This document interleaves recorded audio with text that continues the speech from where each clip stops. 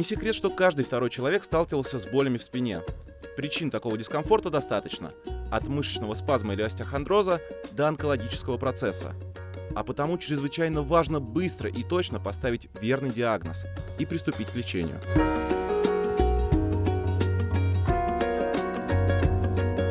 Наш первый герой – 26-летний Роман из Москвы. Менеджер по продажам бытовой техники.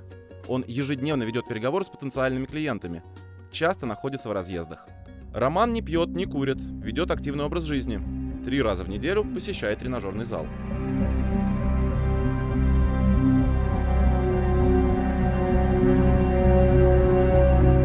Боль в грудной клетке молодой человек отмечает на протяжении года. Первое время болевой синдром связывал с обострением гастрита. Однако после выполнения гастроскопии данный диагноз не подтвердился.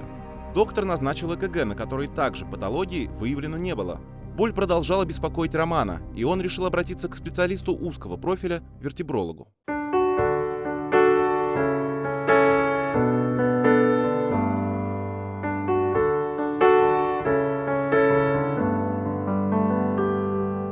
Доктор выяснил, что боль локализуется в нижней части грудной клетки, усиливается при кашле, чихании и выполнении некоторых упражнений в тренажерном зале. Была заподозрена грыжа грудного отдела позвоночника и назначена процедура МРТ.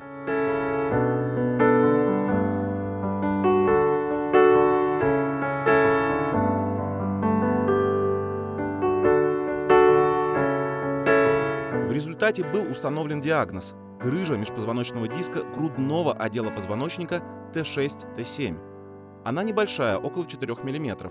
Самое начало заболевания. С ним можно и нужно бороться.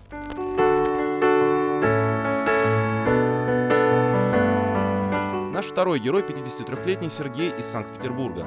Работает водителем почти 30 лет. Выпивает, курит. Вечера проводит дома с семьей. 1 раз в месяц старается выезжать на дачу. Боли в области поясницы мужчину беспокоят продолжительное время.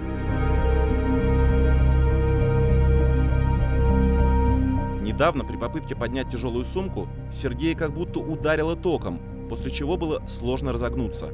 Мужчина начал отмечать снижение силы в ногах, периодическое ощущение онемения и мурашки. В результате МРТ поставлен диагноз – грыжа поясничного отдела позвоночника L4, L5 слева.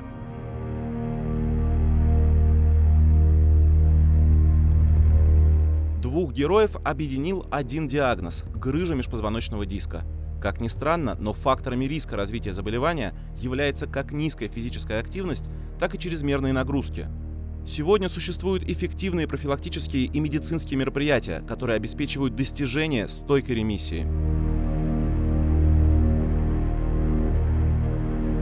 Острых показаний к операции у наших героев не было выявлено. Каждому из них, убедившись в отсутствии противопоказаний, врач рекомендовал курс консервативного лечения.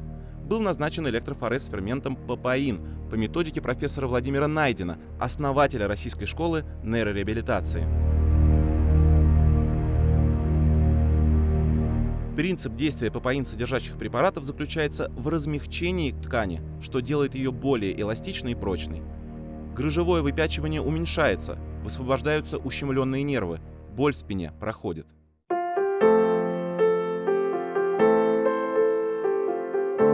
Для более эффективного воздействия препарат вводится при помощи электрофореза. Достичь стойкого терапевтического эффекта удается даже при осложненных межпозвоночных грыжах, а снять болевой синдром помогут всего несколько процедур. Эффективность данной методики составляет более 85%. Это значит, что после курса вы забудете о болезни в среднем на 3-4 года.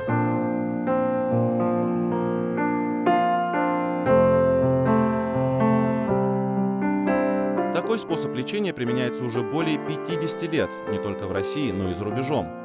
На спину накладываются электроды с раствором папаина, включается аппарат гальванизации. Препарат под воздействием гальванического тока вводится в организм пациента. Длительность одного сеанса составляет 20 минут. Обычно назначается 2-3 курса, в каждом из которых по 20-30 процедур электрофореза в зависимости от концентрации папаина. У Романа не было времени сидеть в очереди, а потому для проведения электрофореза он обратился в частную клинику.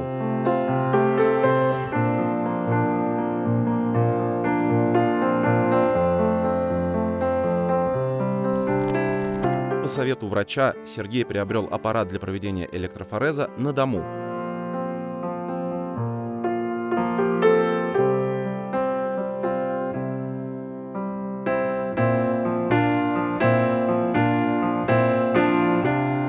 Кроме того, в дополнение к лечению электрофорезом положительный эффект оказывает применение биологической активной добавки карипаин.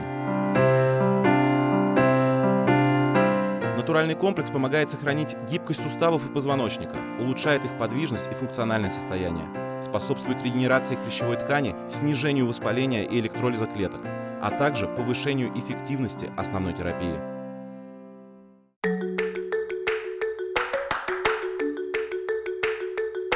Уже после третьего сеанса Роман почувствовал себя лучше, боль утихла.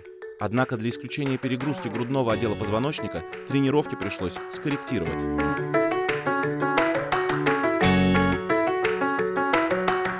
Диагноз Сергея был более серьезный, но результат лечения такой же. Заболевание отступило, боли прошли.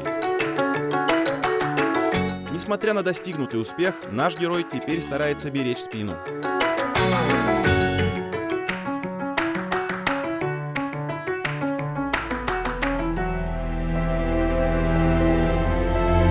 Диагноз грыжа межпозвоночного диска – это не приговор.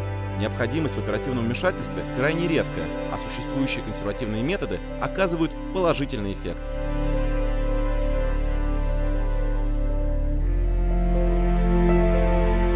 Лечение доступно всем категориям граждан. Оно несложное, недорогое и фактически не имеет побочных эффектов и противопоказаний. Однако все же после выздоровления не забывайте беречь спину. Исключите чрезмерные нагрузки на позвоночник, следите за режимом двигательной активности и постарайтесь отказаться от вредных привычек. Эти простые правила позволят вам надолго сохранить здоровье и всегда находиться в хорошей физической форме.